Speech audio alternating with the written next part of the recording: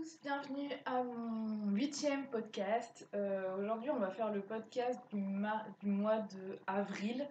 Voilà, même si on est mi-mai, je suis très en retard et je vais expliquer pourquoi après. Vous pouvez voir que d'ailleurs, on a changé de décor puisque je déménage dans 15 jours. Et donc du coup, cette partie de l'appartement est à peu près préservée correctement, mais devant moi, j'ai plein de cartons, voilà, que vous ne verrez pas dans la vidéo. C'est pour cette raison que je filme un peu tard pour celui-là. J'ai hésité à le faire en me disant est-ce que je fais comme la dernière fois et que je fais 2 mois sur un même podcast, etc. Et en fait, ça va paraître contradictoire, j'ai eu du mal à trouver du temps pour un podcast, mais par contre, dans toutes ces histoires de cartons, j'ai quand même réussi à coudre.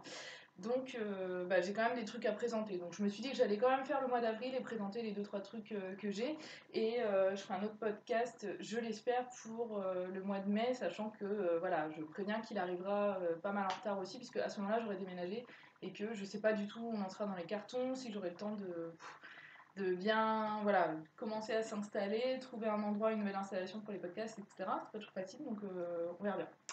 Voilà, en attendant, je voulais vous remercier et éviter de faire ça à la fin comme d'habitude.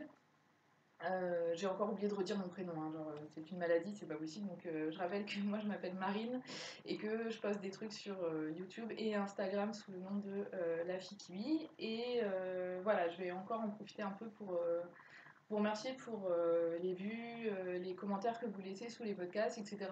Et voilà, c'est super cool et ça fait super plaisir. Et je suis super contente de participer à ces petits moments de plaisir qu'on a en regardant les podcasts et qui nous diversifient un peu la vie, on va dire. Voilà, donc c'est parti pour l'introduction est finie. On va commencer par les projets finis, comme d'habitude.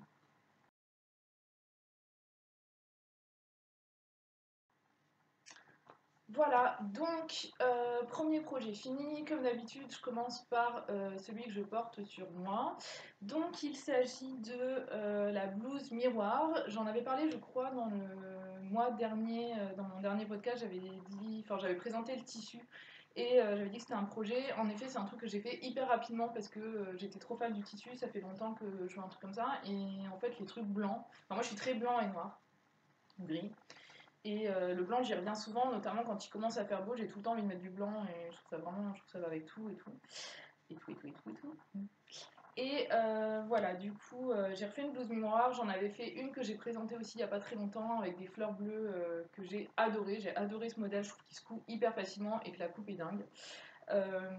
Voilà, du coup, j'en ai refait un. Pour rappel, je vous montre la blouse miroir. Hop, j'espère que ça va aller. C'est ça, donc il y a une version avec les boutons devant, une version avec les boutons dans le dos.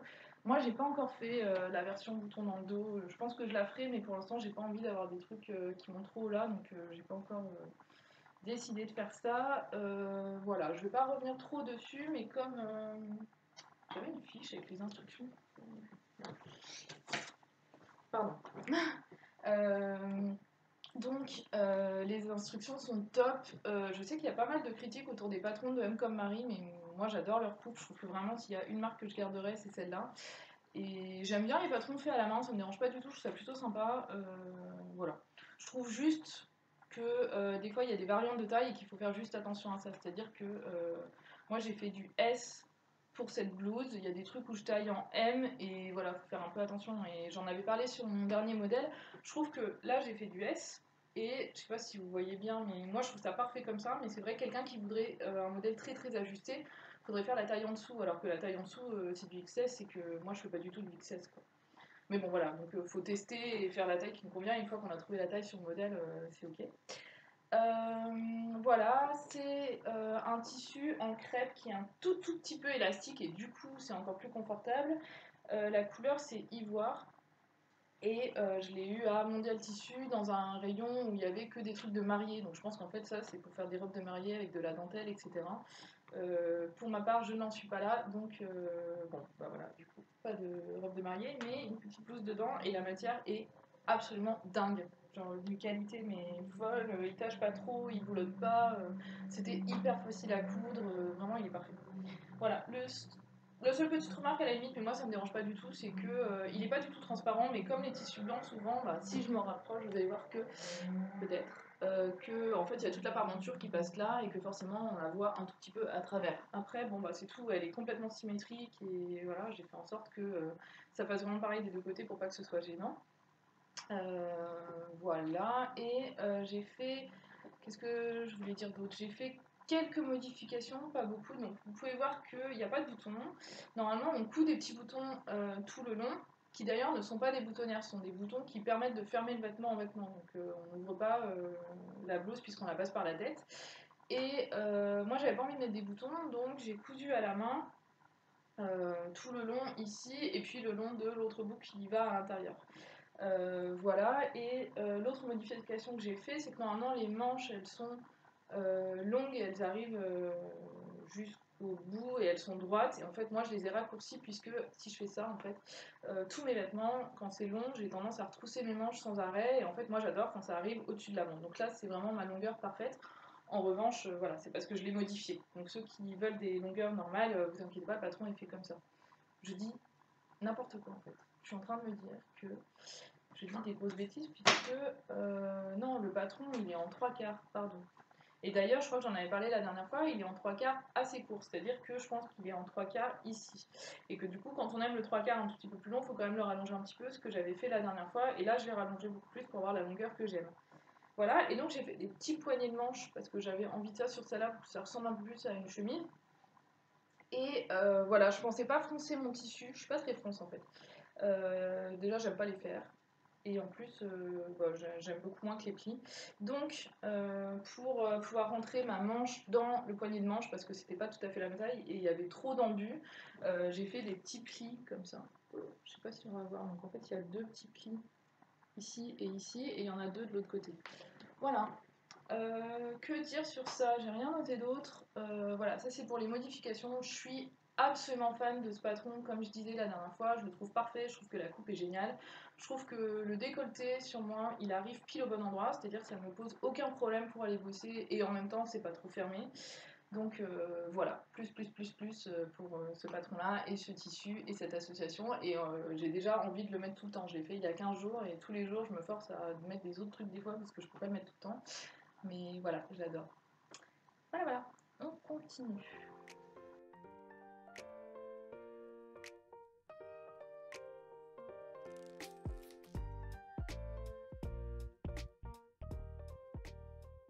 Donc ce mois-ci, j'ai fait deux réalisations de la marque Ready to Sew.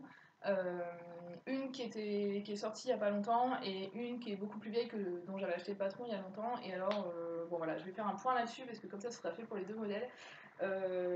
Cette marque-là, j'avais déjà fait la chemise Jane il y a un petit moment. J'avais déjà trouvé que les instructions étaient géniales, que tout était clair. C'est fait sur des PDF à calque, donc en plus on peut imprimer juste la taille dont on a besoin, ça évite d'avoir toutes les marques et de faire le tri et voilà. Donc en fait moi maintenant j'imprime les PDF, je les colle, je les coupe directement et du coup c'est quand même beaucoup plus simple. Et il y a même en fait dans les patrons PDF et les explications, il y a des petits symboles pour aller chercher des tutos sur internet qui nous expliquent les points un peu plus techniques. Et il y a aussi une playlist qui est faite par, alors je ne veux pas dire de bêtises. Je crois que c'est Raphaël chez Ready to Sew, mais je suis pas sûre. Bref, il y a une playlist qui est faite avec où du coup on peut cliquer dessus, avoir la musique qu'on peut écouter en même temps. C'est assez rigolo. Voilà, je le fais pas à chaque fois, mais je trouve que le principe est hyper sympa. Et voilà, les patrons sont top. Moi j'adore les PDF, donc je suis très contente de pouvoir trouver tous leurs modèles en PDF, c'est trop cool. Voilà, et plus ça va, plus recopier les patrons sur les patrons papier, moi ça me saoule. Donc les PDF avant, au début, je les collais et je recopiais pas, je recopiais toutes les pièces, pardon. Et maintenant, plus ça va, plus j'imprime le PDF, je le colle, je le découpe à ma taille et je me dis que si jamais je dois le refaire, ce qui franchement n'arrive pas souvent, si je le fais pour quelqu'un d'autre, bah voilà, je réimprime et je recoupe. Mais en vrai, ma mère fait à peu près la même taille que moi et c'est la seule personne pour qui je pourrais vraiment me poser la question de faire des vêtements. Et après, je fais voilà, des petits cadeaux par-ci par-là, mais souvent c'est plus des cadeaux pour les bébés ou voilà. Voilà, voilà. Et donc vous allez voir que le premier projet, par exemple, c'est une veste. Je pense pas me lancer dans des projets tels une veste pour, enfin voilà, pour des gens qui font une autre taille que moi. Donc j'ai fait la veste Joseph. J'ai pas ma tablette avec moi cette fois-ci, donc je mettrai des photos. Voilà, je vais inclure une photo maintenant pour vous montrer à quoi ça ressemble. Donc vous avez le dessin technique.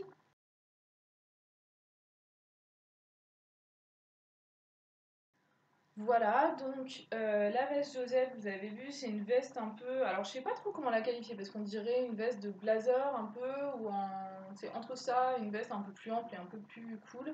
Voilà, il y a des petits détails comme les plis qu'on voit sur les épaules et qu'on voit sur les poches. Et donc, en fait, moi la mienne, ça faisait partie du projet 50 nuances de jaune contre l'endométriose. Donc je m'étais dit que je ferais un truc et en fait. Depuis très longtemps, j'avais ce tissu, donc je peux commencer à vous montrer. J'avais ce tissu qui est jaune. Alors il est jaune vif, hein. Pas jaune, c'est pas jaune citron. Si c'est jaune citron. Donc j'avais ce tissu là depuis très très très longtemps. En fait, je l'ai acheté à mes tout débuts quand j'ai commencé la couture. Et je voulais faire une veste Michel dedans. Et en fait, finalement, là, je me suis dit, bon, je vais faire ma veste Michel en jaune, c'est l'occasion de ressortir mon tissu, de la faire, et voilà. Et en fait, je sais pas pourquoi, j'ai mis une semaine avec le tissu dans le salon à me dire, je sais pas, je me lance pas, je savais pas trop pourquoi. Et en général, quand c'est comme ça, c'est qu'il y a un truc où je suis pas hyper convaincue. Et puis en fait, je sais pas pourquoi, j'ai mis une illumination à un moment donné, je me suis dit, mais la veste Joseph, je l'ai achetée il y a longtemps, je l'ai jamais faite, et ça irait bien avec ce tissu. Donc j'ai fait ça. Et j'en suis hyper contente. Alors ça pour le coup, je peux pas vous dire que je la mets tous les jours. Ce serait mentir, elle est quand même jaune pétard, mais je l'adore, donc voilà, ça ne me pose aucun problème de la mettre. En gros, donc c'est un tissu, je vais essayer de montrer comme ça. C'est un tissu qui est jaune en lin. Alors je vais parler de la matière après parce que c'est pas tout à fait du lin. Et à l'intérieur, j'ai mis une doublure qui est un peu beige clair, on va dire, avec une toute petite texture dedans. Donc c'est un tissu doublure classique que j'avais récupéré dans les tissus de ma grand-mère. Donc je ne sais pas d'où il vient. Il est probablement très très vieux d'ailleurs. Et le tissu en lin jaune, il vient de Tissu Papy, qui est une boutique de tissus à Roubaix, où je suis allée une fois il y a 3 ans et où je suis jamais retournée. Mais je me rappelle que c'était pas mal. Et en fait, je disais, c'est du lin, ça a vraiment l'aspect du lin, mais ça ne se froisse pas énormément. Et c'était hyper facile à coudre, ça se repassait bien. Voilà, donc je pense que c'est un mélange. Ça m'a été vendu comme du lin, donc je sais pas trop, mais je pense qu'il y a de la viscose dedans ou du polyester, je sais pas, mais en tout cas, c'est un mélange de tissus, c'est sûr, parce que c'est pas, ça fait pas comme du lin classique. Voilà, qu'est-ce que je peux dire? Je peux la passer vite fait pour vous montrer à peu près quoi ça ressemble. Donc c'est des manches raglants, ce qui est sympa parce que dans les vestes, c'est rarement des manches raglants. Donc on peut voir là qu'il y a les manches, je sais pas, je pense pas que vous verrez, mais il y a des petits plis.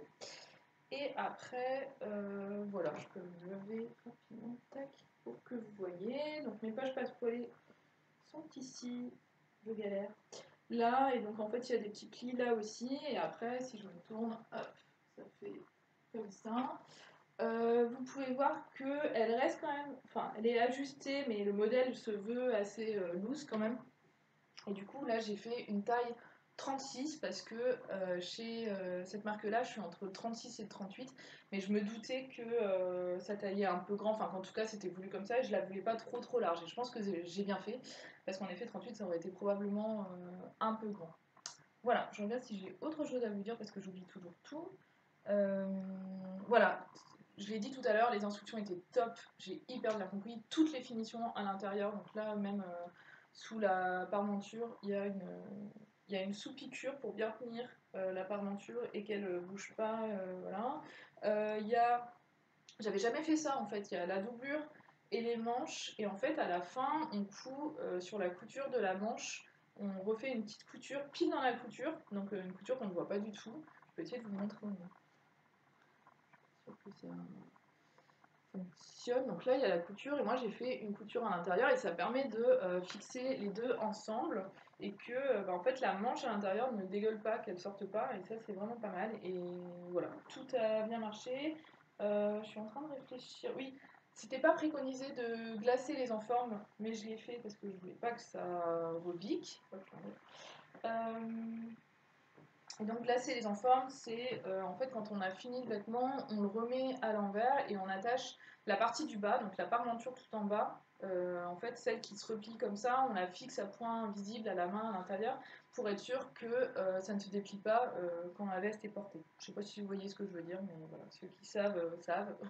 Et les autres, je vous invite à aller regarder ce que ça veut dire glacer une enforme parce que pour les vestes, c'est quand même important et ça évite que voilà, ça fasse un défaut de tissu qui se déplie. Qu'est-ce que je peux dire d'autre? Voilà, le seul truc que je peux, en fait, je vais la remettre 2 secondes juste un bras. Le seul truc qui, moi, me gêne un peu, c'est que je trouve que les manches sont un peu larges au bout et que du coup, je sais pas, je sais jamais quoi faire de mes manches. Donc du coup, là, j'ai un truc en dessous, c'est pas beau, mais quand je suis en t-shirt, j'ai tendance à la mettre comme ça et à la porter plus serrée. Et je trouve que c'est une modification que j'apporterai parce que, comme elle est déjà ample, je trouve que si les manches étaient plus fitées et plus ajustées sur les brins, bah, ce serait plus esthétique. Voilà, mais ça c'est complètement personnel. Voilà, voilà, je vous laisse avec les photos.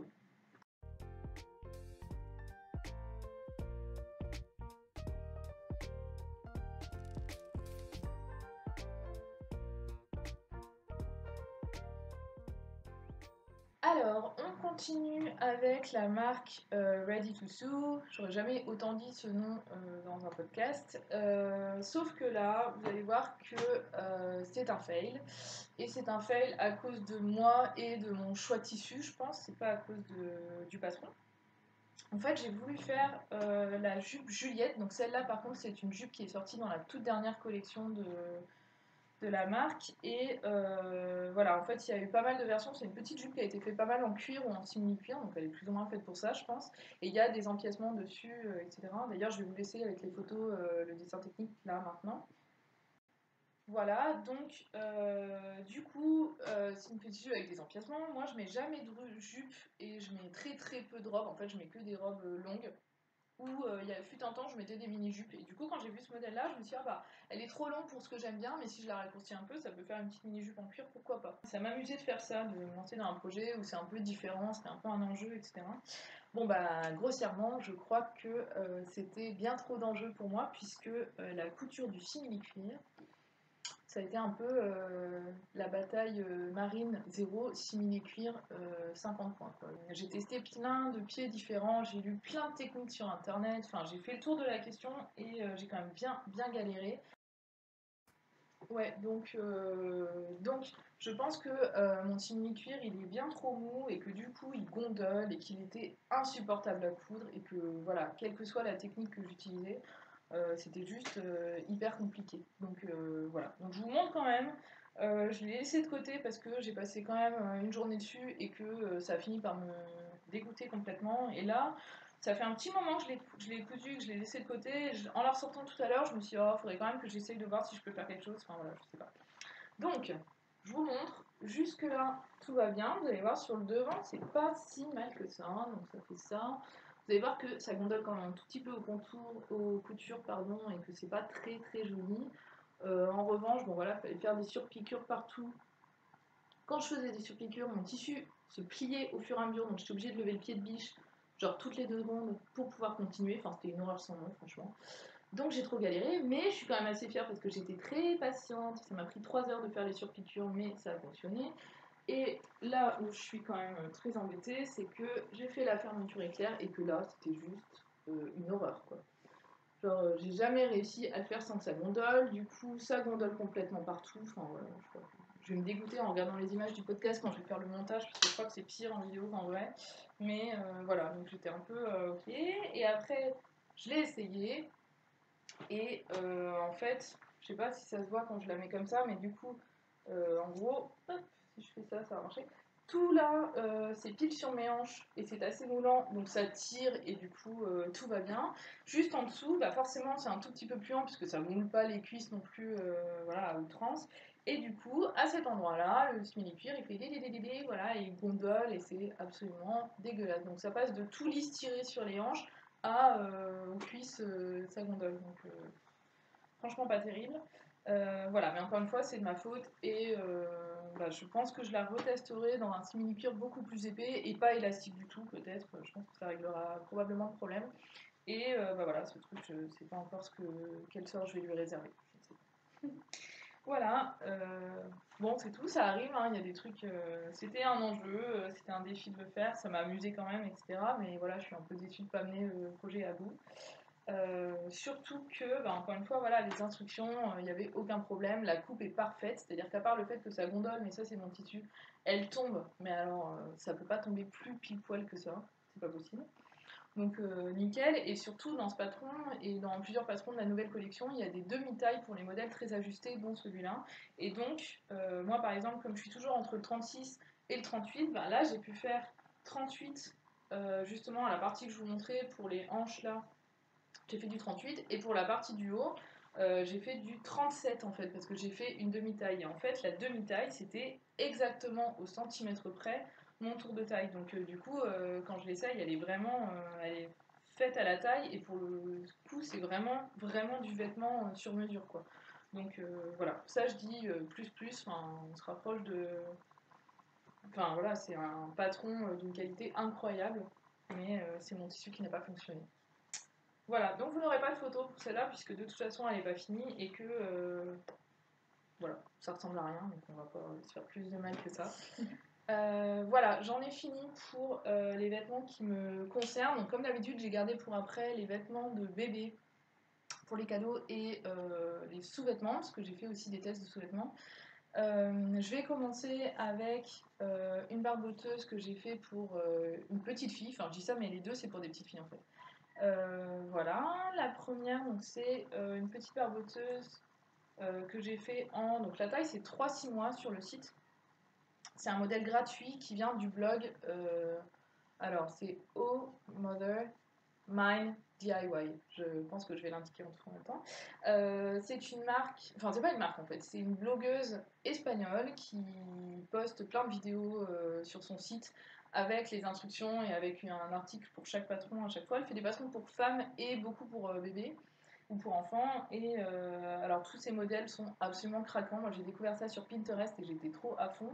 Et à un moment donné, il y a un modèle que j'adorais vraiment et je me suis dit, bah, je vais le faire même si c'est en espagnol, etc. Parce que du coup, le gros bémol, c'est que c'est pas traduit en anglais ni en français. Donc bah voilà, il faut quand même avoir soit des petites notions d'espagnol, soit, pour être tout à fait honnête, si on a quand même pas mal de notions de couture, comme c'est une vidéo, on comprend quand même à peu près ce qu'elle fait. Même les marges de couture, bon, elle explique qu'elle coupe à 1 cm autour, voilà, on voit ce qu'elle fait. Et voilà, l'espagnol c'est assez transparent, mais je peux reconnaître que quelqu'un qui n'en a jamais fait, voilà. Donc ça m'a bien fait rigoler de suivre son truc en espagnol et de réécouter des petits bouts de temps en temps et me dire oh là là, mais là j'ai pas compris ce qu'elle voulait dire et tout. Donc c'était assez drôle, ça m'a fait réviser mon espagnol scolaire qui est quand même hyper loin. Donc voilà, c'est plus... En fait, il reste pas grand chose, hein, pour être honnête. Là où c'est rigolo, c'est que la petite fille pour laquelle je l'ai faite, donc le petit bébé qui est né il y a pas longtemps, c'est une petite fille qui a la nationalité espagnole, puisque sa maman est espagnole et son papa est français. Donc c'est assez rigolo et je trouve ça assez ironique que moi je galère sur la vidéo. Mais voilà. Donc je vous la montre, elle ressemble à ça. Donc c'est une barboteuse, enfin un genre de barboteuse qui arrive assez haut normalement au ventre du bébé, et après il y a les petites bretelles comme ça qui font par-dessus. Normalement, donc je vais me rapprocher pour expliquer, normalement les petites bretelles étaient cousues avec des boutons sur le devant là, et moi j'ai décidé de pas en mettre, j'ai mis des tout petits boutons à l'intérieur pour qu'on puisse le mettre en bloomer et qu'on puisse le mettre avec les bretelles si on veut. Voilà, je vais me reculer un peu, qu'est-ce que je peux vous montrer d'autre? Il y a deux plis couché sur le côté, ici et juste de l'autre côté.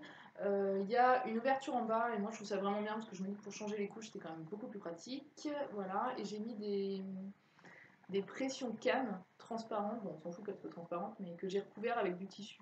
Donc en fait ça, il suffit de prendre un tout petit rond de tissu et de le coudre sur la pression avant, enfin le coudre, ouais, l'attacher à la pression avant, et après on attache la pression comme normal. Et ça fait ça, du coup ça évite d'avoir des pressions cannes visibles. Et après, derrière, il y a une couture au milieu et tout le reste est élastiqué. Et surtout, en fait, pour un patron gratuit, c'est super parce que c'est très bien fini. Et donc, du coup, à l'intérieur, là, je peux vous montrer, je ne sais pas. Voilà, à l'intérieur, c'est comme ça et tout est entièrement doublé. Donc, vous pouvez voir que l'intérieur, il est presque aussi impeccable que l'extérieur. Je suis en train de me demander. Non, non, c'est pas aussi. Voilà, il y a des endroits où c'est pas aussi régulier, etc. Mais c'est quand même complètement doublé. Et donc, ce tissu, c'est. Alors, je sais pas, c'est pas vraiment de la double gaze, mais ça y ressemble quand même beaucoup. Et tout comme la double gaze, parce que j'ai une copine qui a cousu un truc en double gaze l'après-midi où je l'ai faite, en même temps que moi. Et j'en avais jamais cousu de la double gaze, donc je savais pas que c'était si relou. La double gaze, non mais c'est une horreur quoi. Genre, les gens adorent, je trouve ça très beau, je trouve ça très mignon sur les bébés, c'est très doux, etc. C'est du coton, c'est parfait, rien. Mais alors, ça glisse, ça bouge, c'est mou, ça se repasse bien, Dieu soit loué. Mais alors, pour tout le reste, genre, enfin, voilà, moi j'ai trouvé que c'était quand même compliqué et au final ça rentrait bien, mais c'était beaucoup plus dur que si j'avais utilisé un petit coton tout simple comme elle avait elle dans la vidéo, quoi. Euh, voilà, j'ai pas grand chose d'autre à dire. C'est un tissu qu'on m'a donné et où voilà, je savais pas trop quoi faire avec. Moi quand je l'ai vu, je me suis dit, oh bah si, un truc pour bébé, je pense que ça pourrait passer, etc. Et du coup j'ai fait ça et je suis assez fan du résultat. Alors que personnellement, je suis pas très pastel et machin rose et trucs bidules, mais je sais pas, j'aime bien, je trouve ça très vintage et plutôt bon. Voilà, donc ça c'est mon premier cadeau de naissance du mois. Voilà, on peut voir que sur ce podcast, on commence à avoir des trucs de bébé quasiment tout le temps parce que j'adore ça, ça m'amuse beaucoup de faire des trucs pour enfants, je trouve ça très mignon. Bah voilà, j'ai des petits bébés qui naissent autour de moi, donc je me fais vraiment plaisir à faire plein de trucs. Voilà, dès qu'il y a quelqu'un, je suis contente de faire plaisir et moi ça me fait bien kiffer de faire des petits trucs mignons comme ça.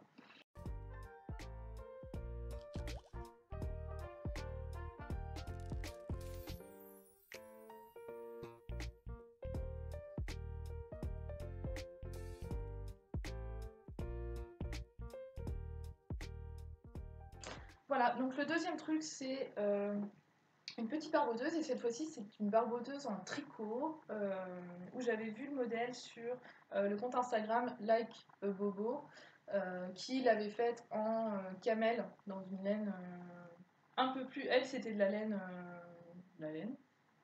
bref.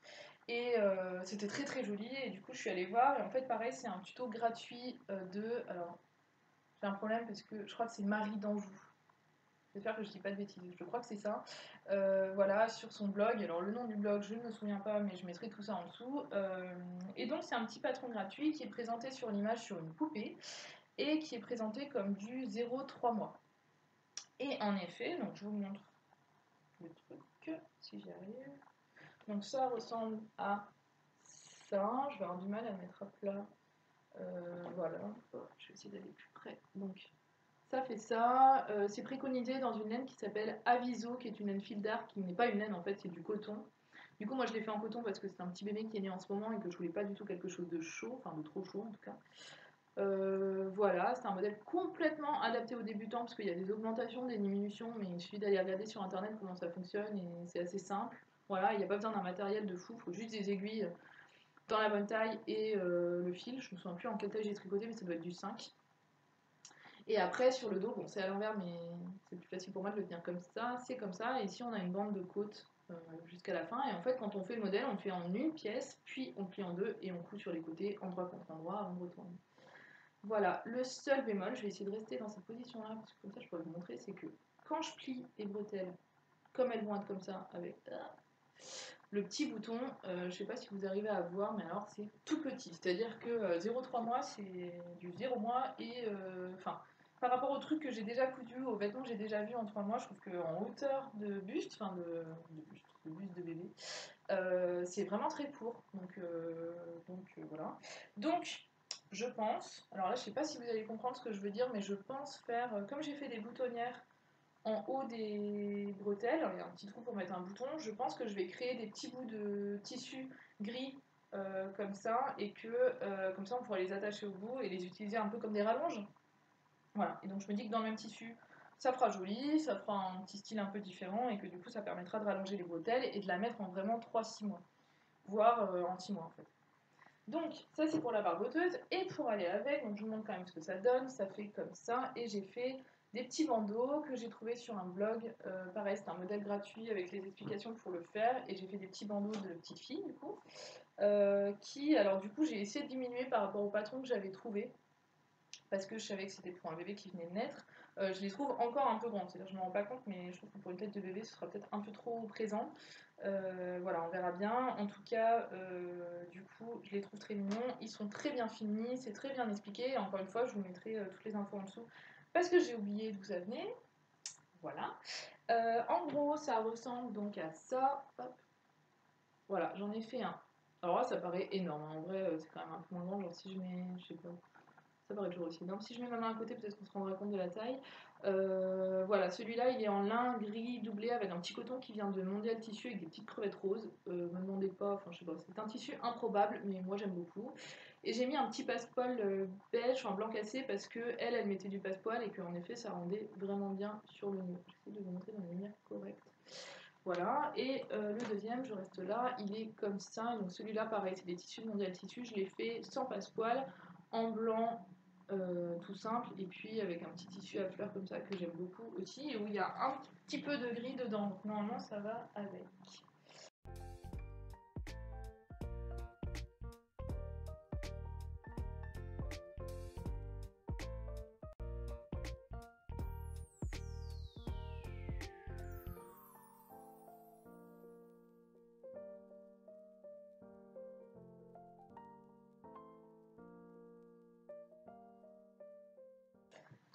Voilà, on a presque fini les projets terminés. Le dernier truc, et je vais pas m'éterniser là-dessus parce que c'est des sous-vêtements et que je n'ai pas l'intention de vous montrer mes sous-vêtements en détail, pour tout dire. Par contre, en fait, j'en avais parlé la dernière fois en disant que j'avais commencé à regarder un peu pour coudre de la lingerie, et je trouve que par exemple les culottes et les bas de sous-vêtements, c'est... Je suis assez convaincue de ce truc-là, c'est-à-dire que là, je me dis que je peux quand même en faire pas mal et que c'est assez facile à faire et que voilà, c'est pratique. Là j'ai refait, je vais vous montrer d'abord, j'ai fait un boxer qui ressemble à ça. Donc il y a un gros élastique qui ressemble à du gros grain mais en élastique, et c'est vert comme ça, et du coup c'est noir avec un petit truc en dentelle élastique. Hop, et derrière c'est tout simple en lycra sans couture. Voilà, donc ça c'est pour le bas.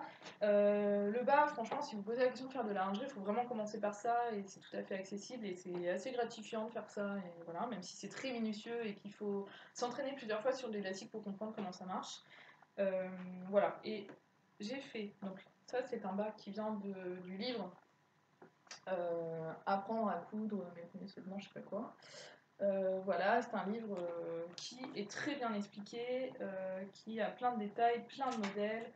Je vais essayer de vous montrer. Je sais pas si on va voir bien. La page de garde, sans trop en dévoiler, mais ça c'est la page avec le sommaire et les trucs qu'il y a dedans. Voilà, vous avez la page derrière. Si vous allez en boutique, de toute façon, vous pouvez le feuilleter. Voilà, il y a plein de modèles sympas, il y a plein de maillots de bain. En fait, à chaque fois, c'est par duo. Donc, il y a l'ensemble de lingerie qui va avec l'ensemble de maillots de bain, où c'est inspiré un peu de la même façon. Et donc, moi, j'ai fait un modèle triangle qui se trouve. Je ne sais pas. Je sais pas où il se trouve. Voilà. Donc, j'ai voulu faire le modèle qui est à gauche là pour aller avec le bas, donc dans le même tissu que mon modèle. Et alors j'ai pas tout à fait fini, donc tous les détails ne sont pas encore bien peaufinés. Ça ressemble à ça. Il y a la petite dentelle devant, ça se croise, et on a un élastique derrière, et il n'y a pas de truc pour resserrer ou pas. Il faut faire à sa mesure. Voilà, donc ça c'est un petit bémol qui n'en est pas un. Enfin, c'est un avantage et un inconvénient, c'est-à-dire que du coup comme il n'y a pas d'attache, il n'y a pas besoin d'avoir de matériel particulier finalement, donc c'est beaucoup plus facile. Et voilà, c'est un bémol parce que forcément il faut bien le faire correctement quand on l'attache sur son dos pour vérifier, et on ne peut pas resserrer après ou desserrer quoi, donc il faut que ce soit pile à la mesure. Pour les bretelles, il préconisait d'avoir des élastiques spéciaux et des petits anneaux et une réglette pour faire comme un soutien-gorge normal. Moi j'avais un vieux soutien-gorge que je mets jamais, donc j'ai coupé les bretelles et je les ai récupérées telles quelles, déjà montées avec la réglette, etc. Donc voilà, ça c'était cool. Une assez bonne tactique pour être tranquille, et voilà, je pense que le modèle est très sympa, c'est très bien expliqué, il y a tous les repères qu'il faut, enfin voilà, ça se fait très bien. Après, je suis un tout petit peu moins convaincue parce que je pense que la lingerie pour les hauts, c'est quand même beaucoup plus compliqué pour les bas que ça aille, et du coup, voilà, moi je le trouve pas tout à fait couvrant, pas tout à fait maintenant, enfin voilà, je le trouve pas parfait, mais je me dis que là sur le côté, du coup, comme j'aimerais le rendre un tout petit peu plus large, peut-être que je rajouterai la même bande de dentelle comme il m'en reste un peu sur le côté, et je pense qu'à partir de là, ça ira. Voilà. Mais pour un essai, un premier essai de soutien-gorge triangle, je trouve ça plutôt pas mal réussi. Toutes mes finitions sont nickel, et ça c'est cool parce que au début, quand on commence la lingerie, les élastiques, c'est un peu la galère. Et donc ça, je commence à voilà, y arriver un petit peu, et c'est cool. Et donc il faut que je m'améliore sur certains points, mais voilà, je finirai par y arriver et je suis assez contente du résultat.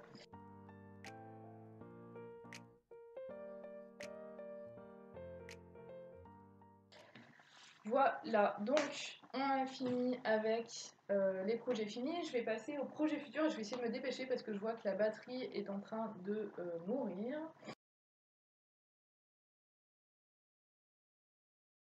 Donc, de toute façon, il y a déjà des projets que j'ai cousus pour mai. Du coup, comme j'ai décidé que je faisais un autre podcast pour les projets de mai, je ne vais pas vous les présenter. Donc là, je vais vous proposer des projets que je ferai pour l'été et je ferai un peu plus tard. Voilà.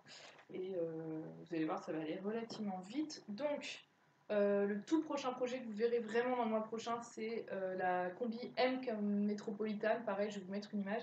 J'en avais déjà parlé dans mes projets il y a un petit moment et je me suis toujours pas motivée pour la faire. Et c'est un projet qui est pour ma maman. Et là, comme la fête des mères approche, je me suis dit que c'était vraiment le moment de la faire. Donc, je vais la faire voilà, dans les jours qui viennent. Et ce sera le premier projet que du coup, je pourrai poster sur Instagram puisque du coup, je la prendrai peut-être portée sur moi ou sur le cintre. Voilà. Et je pourrais parler de ça au prochain podcast parce que la combi M comme métropolitane, c'est une combi qui se fait dans un tissu un peu jersey ou un peu élastique, ou pas d'ailleurs, et qui a un patron vraiment vraiment super. J'en ai fait deux il y a longtemps que je mets tout le temps. Et voilà, là je pense qu'elle sera très sympa aussi. Et je fais la version Boutonnez-moi ça, qui est une version complémentaire, c'est un genre d'extension du patron qui a été mis en ligne par M comme Marie sur le blog. Donc on trouve l'extension gratuitement quand on tape Boutonnez-moi ça. Voilà. Donc ça, je vous en parlerai une prochaine fois avec plus de détails. Sinon, j'ai acheté le magazine Modes et Travaux du mois dernier, mais je pense qu'il est encore en vente. Et je l'ai acheté, alors, parce qu'il y a plusieurs modèles qui me disaient, mais pour être honnête, il y a pas mal de robes et donc je ne me sens pas très concernée. En revanche, il y a une petite veste saharienne qui est pas mal, une autre petite veste courte qui a un pantalon, etc. Et il y a, alors, je vais essayer de vous trouver une image un peu plus grande. Voilà. Donc ça c'est la page du magazine que je vous montre. En fait moi j'aime vraiment bien ce petit haut là, qui est un haut avec des manches, vous pouvez voir sur les bras et un petit col tout volanté. Alors j'ai un énorme doute sur le col volanté, je vais le faire et je vais essayer de le faire comme ils le font et voilà parce que ça m'intrigue mais je suis pas totalement sûre de... Je sais pas, j'ai peur que ça fasse un peu de collerette genre Louis XVI quoi, mais à voir. Et comme j'aime prendre des risques, j'ai décidé que j'allais la faire dans une broderie anglaise que j'ai récupérée pareil dans les tissus de ma grand-mère qui ressemble à ça qui est assez simple au final. Voilà, avec des petites fleurs, etc. Et comme ça me fait encore du blanc pour assouvir mon envie de blanc. Et voilà, je ne sais pas. Donc peut-être que je reviendrai vous expliquer que ça n'a pas marché du tout et que le col était bizarre. Je me dis que c'est vraiment bizarre, je couperai et je ferai un biais d'encolure classique et ce sera très bien. Et voilà, donc ça c'est plus une expérience, mais voilà, je me dis que ça peut fonctionner, donc on verra bien. Après, j'ai pour le coup, aujourd'hui, vous pouvez voir que je fais un effort, je parle un peu de robe et de jupe, ce qui n'arrive jamais. Donc c'est cool. Là, j'ai acheté la robe M comme Moonlight, j'en avais parlé dans le podcast de décembre quand je parlais des achats du CSF. Donc là, je l'ai acheté là-bas. C'est une robe que j'adore, pas tellement sur le dessin technique que je trouve assez simple, genre j'aurais jamais flashé dessus comme ça. Par contre, c'est une robe que M comme Marie, donc la créatrice, portait pas mal l'été dernier. Elle a mis pas mal de photos sur Instagram où elle la porte et où elle la porte. En fait, on la poche, la comment ouh, j'y arrive pas. L'ouverture là devant. Bref, j'ai perdu mes mots. En fait, du coup, elle met pas du tout de bouton ni d'ouverture. Du coup, c'est complètement ouvert et c'est très décolleté. Alors moi, je trouve ça sublime sur elle. Enfin, c'est vraiment hyper joli. Je ne suis pas du tout sûre d'arriver à la porter comme ça parce que ça implique de pas mal de soutien-gorge. Voilà. Mais bon, c'est tout. Je verrai. Je trouve que voilà, le décolleté est vraiment joli et je pense que pour l'été, comme elle est assez courte, c'est un truc que j'arriverai à mettre. Et je vais la faire dans ce petit coton, qui est un coton que j'ai acheté il y a très longtemps sur le site Cousette, où j'avais acheté plein d'autres trucs. Et je voulais faire une chemise de base dedans, j'ai un modèle très précis en tête, et j'ai changé d'idée au fur et à mesure. Je me dis que finalement, c'est un modèle de chemise que j'ai déjà pas mal dans mes affaires et que je vais vite m'en lasser. Et donc du coup, je vais faire cette petite robe là, et je pense que voilà, ce sera très sympa euh, pour l'été, quand il fait chaud, etc. Oui, parce qu'un jour, il va faire chaud. Déjà, là, vous pouvez voir que niveau lumière, on est pas mal. Mais voilà, on attend les beaux jours avec impatience. Et le dernier projet que j'ai, c'est un truc que j'ai découvert il n'y a pas longtemps du tout, parce que Kylie and the Machine, qui est un blog Instagram que je suis et que j'aime beaucoup, je crois qu'elle est australienne. En fait, elle a posté une photo où elle a un headband sur la tête et un t-shirt qui s'appelle Kabuki Tea. Et j'ai perdu la marque. Je crois que c'est Paper Theory. À voir. Et en fait, je suis allée voir ce t-shirt parce que je trouvais ça hyper sympa. Donc, je vous laisse le dessin maintenant pour que vous voyez.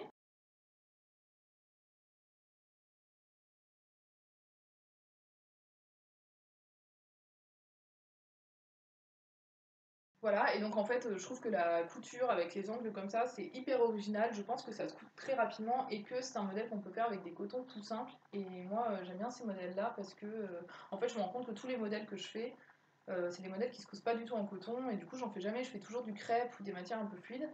Et des fois, il y a des cotons hyper sympas, ou du lin, ou des trucs, et j'ai du mal à trouver des modèles qui, moi, me plaisent dans ces tissus-là. Donc là, je pense que ça peut bien passer. Et surtout, en regardant dans ce qui a été fait sur Instagram, il y a plein de gens qui l'ont fait dans des matières plutôt jersey pour faire des t-shirts, tout ça rend super bien aussi. Et il y a pas mal de gens, enfin non, pas mal de gens, j'exagère, il y a 2-3 personnes qui ont fait avec des matières suites et qu'on fait des suites dedans, dont une qui a rallongé les manches et a fait un suite. Alors pareil, je trouve que du coup ça fait un suite tout simple, mais avec les coutures comme ça et pas de couture d'angle, etc. Je trouve ça hyper original, bien coupé, etc.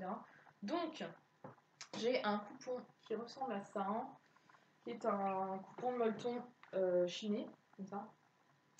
Et c'est un truc que j'avais acheté pour faire un suite granit de Dessinons un patron que j'ai déjà fait et que j'adore. Et en fait, je me suis toujours pas motivée à le faire et finalement, je me suis dit que dans ce kabuki, ce serait parfait ensuite. Voilà, donc ça, ce sera mon dernier projet. Voilà, voilà, et je crois que nous avons fini. Voilà, je vous présenterai les projets que j'ai déjà fait le mois prochain parce que je voulais pas empiéter sur les deux. Et donc, je peux déjà vous dire que il y a la combi Claudia qui sera présentée la prochaine fois et la robe M comme Milady qui est la robe M comme Mystère que moi j'ai fait après tout le monde, je l'ai pas fait du tout en même temps, mais voilà. Sur laquelle pour l'instant je suis très mitigée, donc on en parlera la prochaine fois. Et le débardeur du livre Homeware, qui est un débardeur que j'ai fait à partir de la nuisette Isabella, et en fait ça vient de ce livre-là, hein, qui est un livre de Slow Sunday Paris, et donc c'est le dernier truc dont je vais parler parce que en fait c'est pas moi qui l'ai acheté, moi j'ai acheté le bouquin sur la lingerie et j'ai une copine qui a acheté celui-là et on s'est dit qu'on se les échangeait, et il est tellement bien que je pense pas, voilà, je vais rendre le livre à ma copine parce que celui-là c'est pas mien, mais je pense que je vais le racheter parce qu'il y a plein de patrons super. Le débardeur, en fait, c'est un débardeur avec des petits boutons devant et une paire-denture. Il est hyper bien coupé. Voilà. Je suis trop bavarde, j'en dis beaucoup trop là. Et voilà, en fait, c'est un bouquin sur les vêtements d'intérieur, mais c'est marqué à porter chez soi ou à l'extérieur. Et en effet, moi, je pense faire vraiment pas mal de modèles de ce livre et vraiment des modèles que je ferai pour porter à l'extérieur, pas du tout à l'intérieur. Donc, si je peux vous montrer par exemple. Voilà, cette chemise-là, si vous traînez un peu sur les réseaux sociaux, vous avez dû pouvoir la voir. Donc, c'est la chemise Pernie. C'est une chemise qui a été pas mal faite, qui a un petit nœud devant, etc. C'est vraiment sympa. Et voilà, il y a une combinaison. Alors, faut aimer les pantalons amples, mais il y a une combinaison comme ça, pareil. Je pense que je vais me la faire. Et voilà, il y a encore d'autres trucs, je vais pas tout montrer, mais allez voir si vous vous posez la question d'acheter ce livre parce que tout est vraiment bien fait. La seule chose, à la limite, le seul bémol, c'est que sur la planche de patron, moi je devais recopier des pièces qui étaient rose pâle, mais alors rose crème quoi. Du coup, moi je fais mes patrons sur du papier plastique de fleuriste. Du coup, je voyais quand même à peu près la couleur, mais même avec ça, je trouve que j'ai un peu galéré. Alors du coup, je me suis dit que avec du papier de soie, j'aurais juste pas pu le décalquer, quoi. Donc, bon, faut juste faire attention à ça. Voilà, donc c'en est fini pour les projets du mois d'avril, même si on est fin mai. Bref, et voilà, je vous remercie d'avoir écouté. Je vous donne rendez-vous au prochain podcast où du coup, je ne serai pas du tout dans le même cadre puisque j'aurai déménagé d'ici là. Voilà, fingers crossed comme on dit. Et voilà, je vous souhaite une très bonne journée. Aujourd'hui c'est lundi férié, donc j'espère que vous profitez tous et que vous faites des trucs sympas avec vos familles, vos amis ou voilà.